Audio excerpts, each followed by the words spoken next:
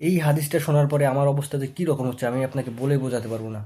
আল্লাহ বলছেন যে আপনার এই উম্মতদেরকে বলে দেন, গুনার সংখ্যাও কেন গুনছে, ও ওজন কেন করতেছে, ও বেঁচে আছে না, ও নিঃশ্বাস আছে না, ও তো মারা যায়নি, এখনো ওর জন্য তওবার দরজা খোলা আছে, ও ফিরে আসতে পারে, ও ফিরে আসতে বলেন বলেন ও বলুক আল্লাহ যা করেছি করেছি আর করবো না। তাহলে তওবা করছে, কি করছে? তওবা। এবার বলতেছি আল্লাহ তাকে বলেন ওয়া মানে ঈমান আনতে বলেন, ওয়া আমিলা আমালান সালিহা, ভালো কাজ করতে বলেন, এবং তাকে বলে দিন আমি আল্লাহ ফাউলাইকা ইউবাদদিলুল্লাহু সাইয়্যাতিহিম হাসানাত, তাকে বলে দিন তার পূর্বের সমস্ত গুনাহ আমি নেকিতে পরিবর্তন করব। ওয়া কানা আল্লাহু গফুরার রহিমা, কারণ আল্লাহ অতীব দয়ালু ও ক্ষমাশীল। আপনারা শান্তির নাম শুনেছেন? শান্তি অনুভব হয় মনে।